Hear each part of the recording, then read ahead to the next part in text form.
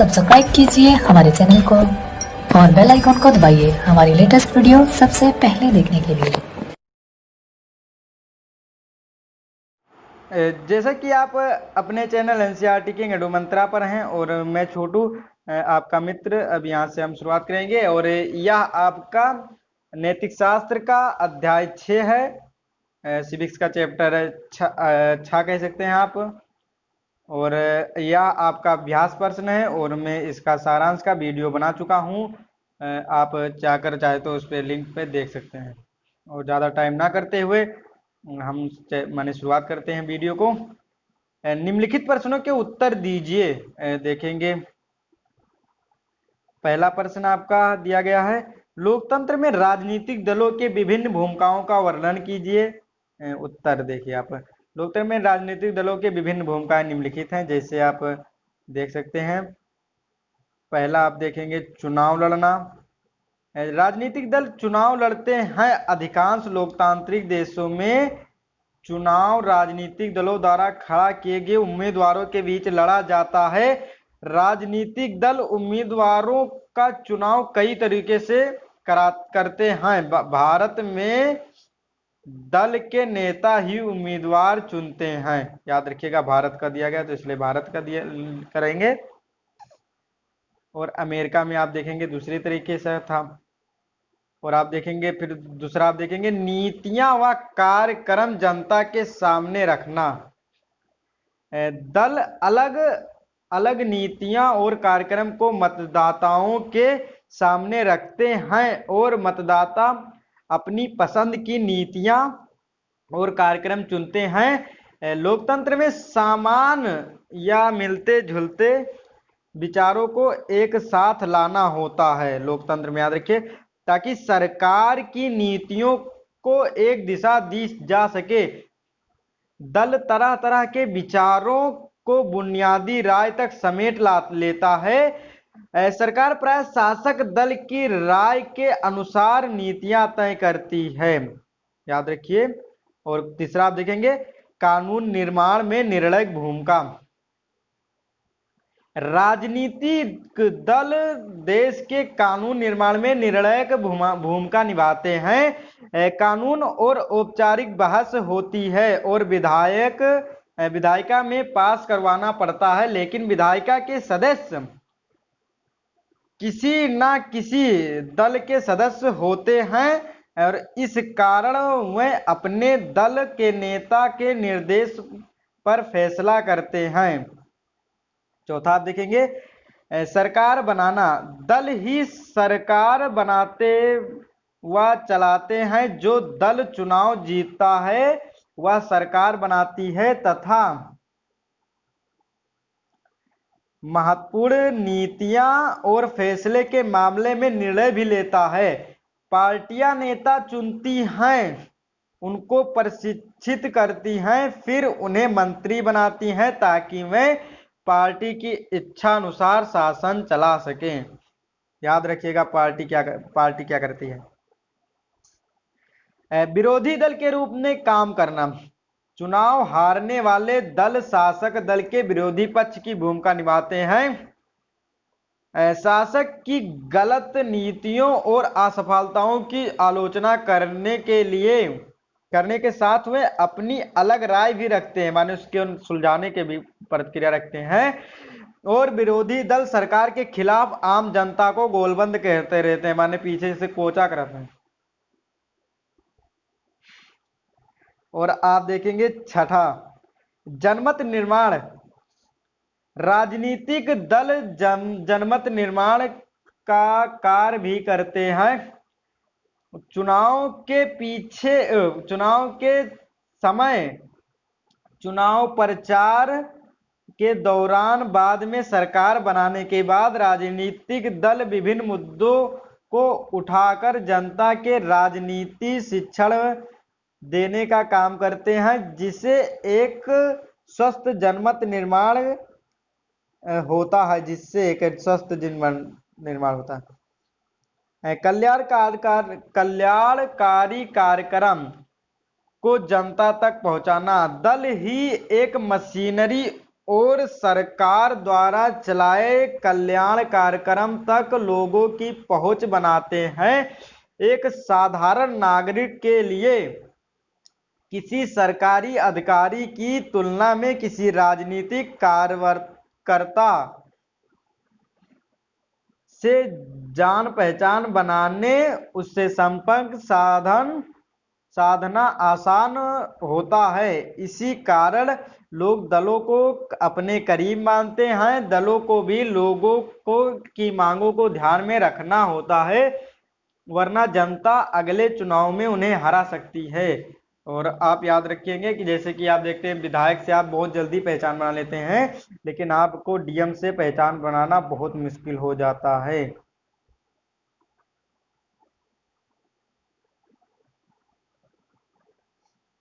और आप देखेंगे प्रश्न संख्या दूसरा, राजनीतिक दलों के सामने क्या चुनौतियां हैं? उत्तर आप देखेंगे लोकतंत्र में राजनीतिक दल महत्वपूर्ण भूमिका निभाते हैं, किंतु उन्हें कुछ चुनौतियों का सामना करना पड़ता है जो निम्नलिखित है। जैसे देखेंगे आंतरिक लोकतंत्र का अभाव। पार्टी में आंतरिक लोकतंत्र का अभाव पाया जाता है। पार्टियों के पास ना सदस्यों की खुली सूची होती है, ना नियमित रूप से संगठनिक संगठनिक बैठकें होती है, माने नियमित रूप से नहीं होती है। और इनके आंतरिक चुनाव भी नहीं होते। कार्यकर्ता से सूचनाओं का साझा नहीं करते। सामान्य कार्यकर्ता अनजान ही रहते हैं कि पार्टियों के अंदर क्या चल रहा है। परिणाम स्वरूप पार्टियों के नाम पर सारे फैसले लेने का अधिकार उस पार्टी के नेता हथिया लेते हैं। क्योंकि कुछ ही नेता के पास असली ताकत होती है, इसलिए पार्टी के सिद्धांतों और नीतियों से निष्ठा की जगह नेता से निष्ठा ज्यादा महत्वपूर्ण बन जाती है। याद रखिएगा आंतरिक लोकतंत्र का अभाव। और वंशनाद की चुनौती आप याद रखिए, वंशवाद की चुनौती। अब देखेंगे दलों के जो नेता होते हैं वे अनुचित लाभ लेते हुए अपने नजदीकी लोगों और यहां तक कि अपने ही परिवार के लोगों को आगे बढ़ाते हैं। अनेक दलों में शीर्ष पद पर हमेशा एक ही पारिवारिक के लोग आते हैं। यह दल के अनेक लोग दल के अन्य सदस्यों के साथ अन्याय है। यह बात लोकतंत्र के लिए भी अच्छी नहीं है, क्योंकि इससे अनुभवहीन और बिना जनाधार वाले लोग ताकत वाले पदों पर पहुंच जाते हैं। याद रखिएगा जिन्हें अनुभव भी नहीं रहता वो भी पहुंच जाते हैं, और उससे जानते हैं आपके देश का और आपके राज्य का बहुत नुकसान हो सकता है। और तीसरा आप देखेंगे धन और अपराधी तत्वों की घुसपैठ। सभी राजनीतिक दल चुनाव जीतना चाहते हैं, इसके लिए वे हर तरीका अपना सकते हैं। वे ऐसे उम्मीद खड़े करते हैं जिनके पास काफी पैसा हो या पैसे जुटा सकें। कई बार पार्टियां चुनाव जीत सकने वाले अपराधियों का समर्थन करती हैं और यह उनकी मदद लेती है, जिनसे राजनीति का अपराधीकरण हो गया है। और चौथा आप देखेंगे विकल्पहीनता की स्थिति। सार्थक विकल्प का अर्थ विभिन्न पार्टियों की नीतियों और कार्यक्रमों में अंतर हो। कुछ से दलों के बीच वैचारिक अंतर कम होता है। यह प्रवृत्ति दुनिया भर में देखने को मिलती है। भारत की सभी बड़ी पार्टियों के बीच आर्थिक मामलों पर बड़ा कम अंतर रह गया है। जो लोग इससे अलग नीतियां बनाना चाहते हैं उसके पास कोई विकल्प उपलब्ध नहीं है।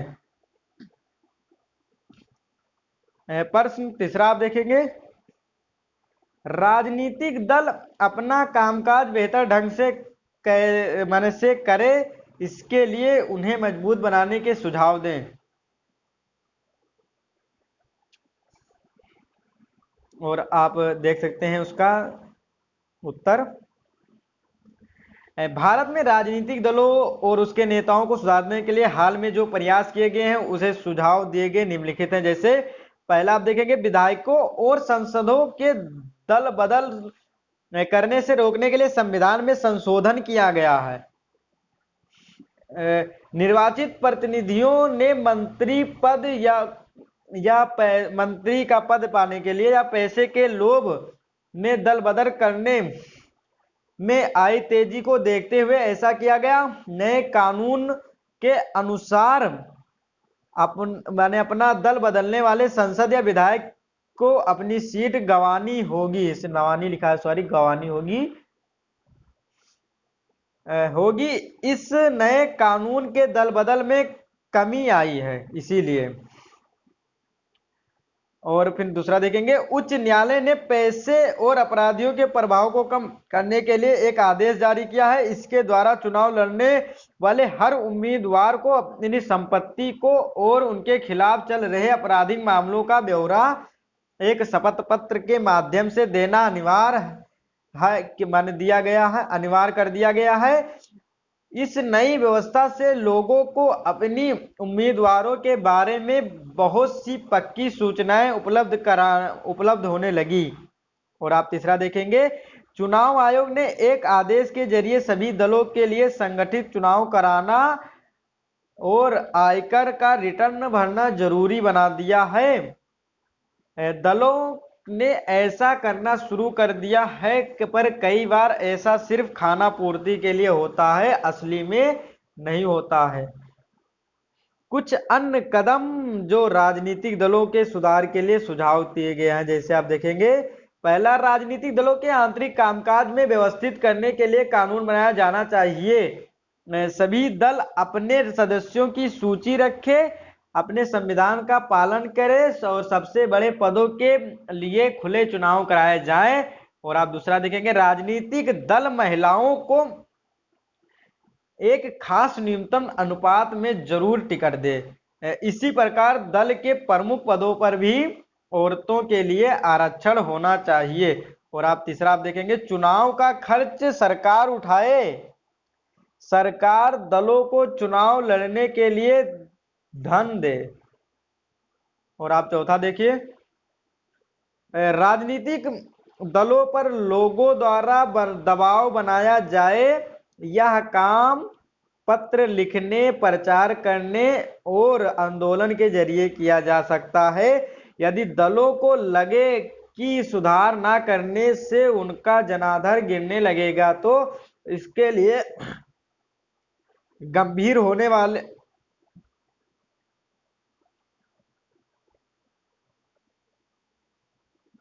लगेंगे। पांचवा आप देखिए,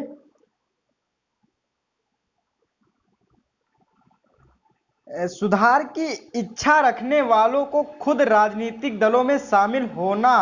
राजनीतिक दलों ने अभी तक इन सुझावों को नहीं माना है। अगर इन्हें मान लिया गया तो संभव है कि इससे कुछ सुधार हो सकता है। और आप देखिए प्रश्न चौथा, राजनीतिक दल का क्या अर्थ होता है? आप देखिए उत्तर, राजनीतिक दल को लोगों के एक ऐसे संगठित समूह के रूप में समझा जा सकता है जो चुनाव लड़ने और सरकार में राजनीतिक सत्ता हासिल करने के उद्देश्य से काम करते हैं। सामाजिक हित को ध्यान में रखकर यह समूह कुछ नीतियां और कार्यक्रम तय करते हैं। और पांचवा आप देखेंगे, किसी भी राजनीतिक दल के क्या गुण होते हैं? उत्तर देखिए आप, पहला, राजनीतिक दल समाज के सामूहिक हितों को ध्यान में रखकर कुछ नीतियां और कार्यक्रम बनाते हैं। और दल लोगों का समर्थन पाकर चुनाव जीतने के बाद उन नीतियों को लागू करने का प्रयास करते हैं। दल किसी समाज के बुनियादी राजनीतिक विभाजन को भी दर्शाते हैं। और चौथा आप देखिए, दल समाज के किसी एक हिस्से से संबंधित होते हैं। इसलिए उनका नजरिया समाज के उस वर्ग के विशेष तरफ झुका होता है। और आप 5वां देखिए, किसी दल की पहचान उसकी नीतियों और उसके सामाजिक आधार से तय होती है। और आप 6वां देखिए, राजनीतिक दल के 3 मुख्य हिस्से हैं, नेता, सक्रिय सदस्य और अनुयायी समर्थक। आपको जब आप चैप्टर पढ़ रहे थे तो मैंने बताया था कि आपको याद रखना जरूरी है इसे।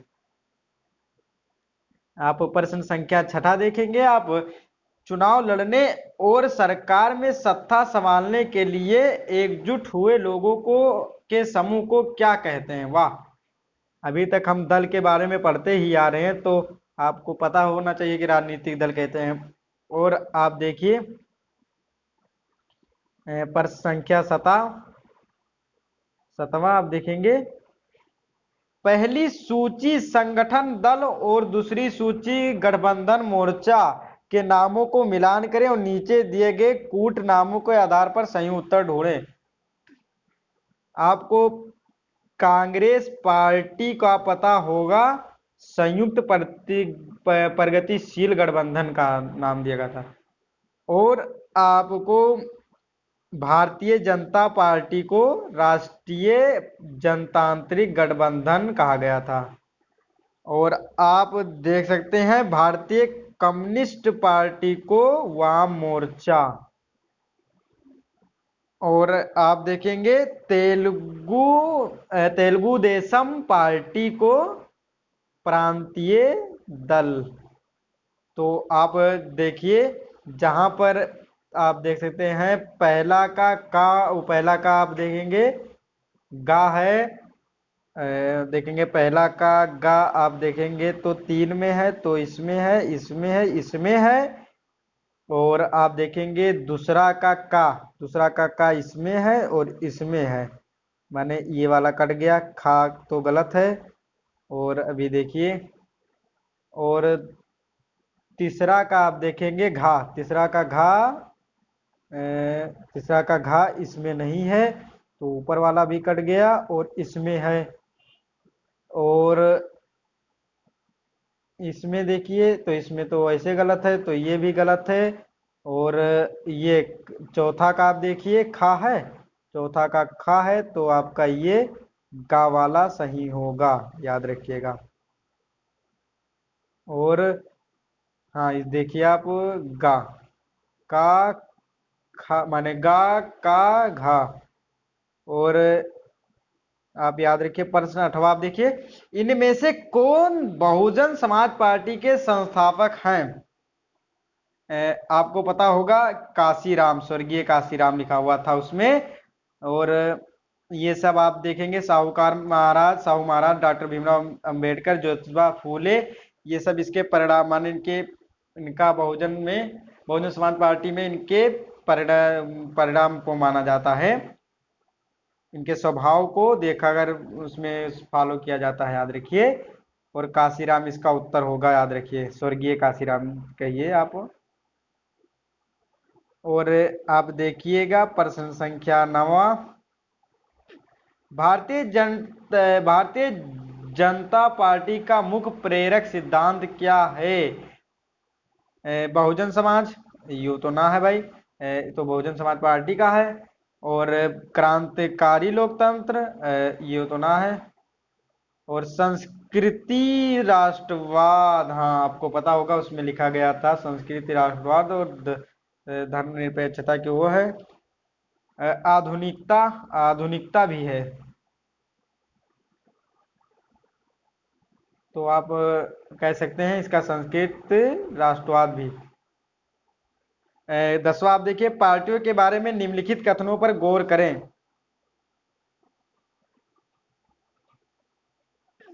आप देखेंगे राजनीतिक दलों पर लोगों को ज्यादा भरोसा नहीं है, ये तो बात सही है, आप लिखा अभी ऊपर आप पढ़ा आपने। और बात देखिए, दलों में अक्सर बड़े नेताओं के घोटालों की गूंज सुनाई देती है, ये भी सही है, आपके भी यहाँ भी होता है, बड़े नेता लोग पैसा देकर जीत लेते। और साफ देखिए, सरकार चलाने के लिए पार्टियां का होना जरूरी नहीं है, ऐसा गलत है, क्योंकि पार्टियां नहीं रहेंगी तो इतने बड़े देश को चलाने के लिए पार्टियों की जरूरत है। तो आप देखेंगे आ और बा दोनों सही है, तो इसमें देखेंगे कौन सा हो सकता है आपका बा और सा। माने इसमें लिखा है इस कथन में से कौन सा सही है। तो आप देखिए आ और बा सा तीनों सही है, थोड़ी नहीं, सा गलत है तो का गलत हो जाएगा आपका, और खा में आ और बा दिया गया तो ये आपका सही होगा। और गा में बा और सा दिया है तो सा गलत था तो इसलिए गलत होगा। और घा में देखेंगे आ और सा दिया गया है तो आप देखिएगा सा गलत था तो इसलिए गलत होगा, और आपका खा सही होगा, याद रखिए। और निम्नलिखित उदाहरण को पढ़ें और नीचे दिए गए प्रश्नों को जवाब दें। मोहम्मद यूनुस बांग्लादेश के प्रसिद्ध अर्थशास्त्री हैं, याद रखिएगा। गरीबों के आर्थिक और सामाजिक विकास के प्रयासों को उन्हें अनेक अंतर्राष्ट्रीय पुरस्कार मिले हैं। उन्हें और उनके द्वारा स्थापित ग्रामीण बैंक को संयुक्त रूप से वर्ष 2006 में नोबेल पुरस्कार दिया गया है। फरवरी 2007 में उन्हें एक राजनीतिक दल बनाने और संसदीय चुनाव लड़ने का फैसला किया, माने उन्होंने, और उनका उद्देश्य सही नेतृत्व को उभारने, अच्छा शासन देना और नए बांग्लादेश का निर्माण करना। उन्हें लगता है पारंपरिक दलों से अलग एक नए राजनीतिक दल से ही राजनीतिक संस्कृति पैदा हो सकती है।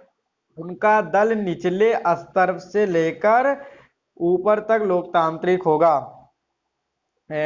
नागरिक शक्ति नामक इस नए दल गठन के बांग्लादेश में हलचल मच गई। उनके फैसले को काफी लोगों ने पसंद किया तो अनेक को यह अच्छा नहीं लगा। आप देखेंगे जो इसके माने वहां के सरकार के खिलाफ रहे होंगे उनको अच्छा नहीं लगा होगा, ओ नहीं, उनको अच्छा लगा रहा होगा, और जो सरकार रहा होगा उनको अच्छा नहीं लगा होगा, क्योंकि जो लूटता था तो कहाँ से टिकाएगा।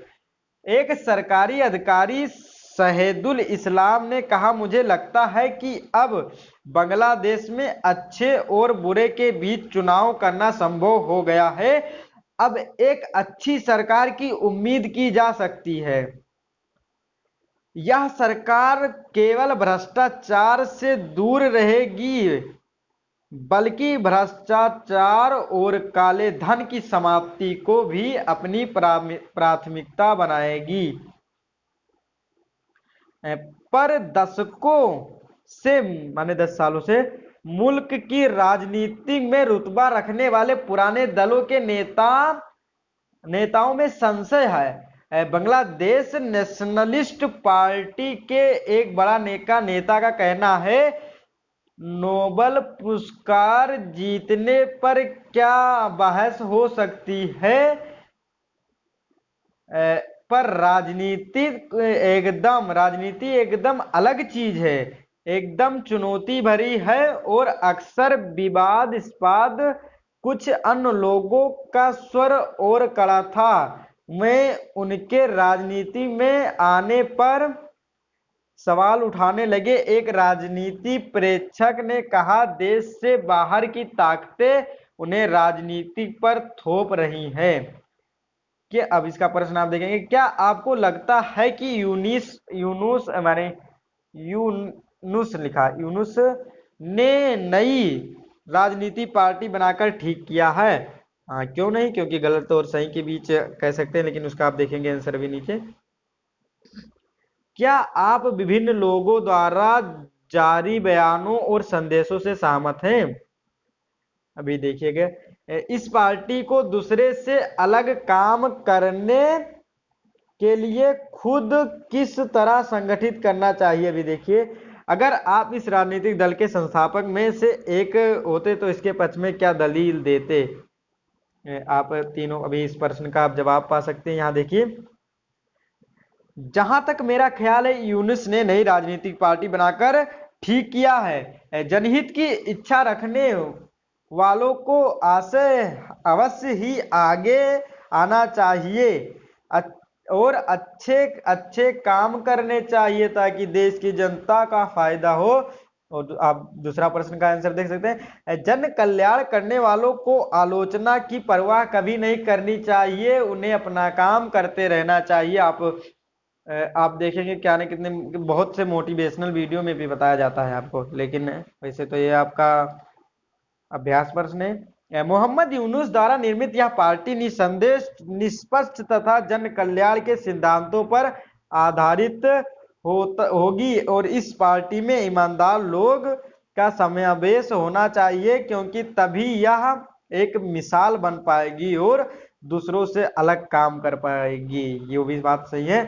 यदि अब इसका चौथा का आप देखेंगे, आखिरी प्रश्न, यदि मैं इस राजनीतिक दल के संस्थापक में से एक होता तो आम जनता को यह विश्वास दिलाने की कोशिश करता कि मोहम्मद यूनुस द्वारा निर्मित पार्टी आदेशों पर आधारित वह उनका कल्याण अवश्य करेगी। और इसी के साथ आपको धन्यवाद कहता हूं, और आप इस वीडियो को ज़्यादा से ज़्यादा शेयर करें, कमेंट करें, लाइक करें, और आप सब्सक्राइब करना ना भूलें, क्योंकि उससे आपका परिवार बढ़ता है और माने हमारा परिवार बढ़ता है। और आपको फिर से दोबारा धन्यवाद, और आप सब्सक्राइब करना ना भूलें, लाइक करना भूल सकते हैं। इसी के साथ दोबारा धन्यवाद। बस।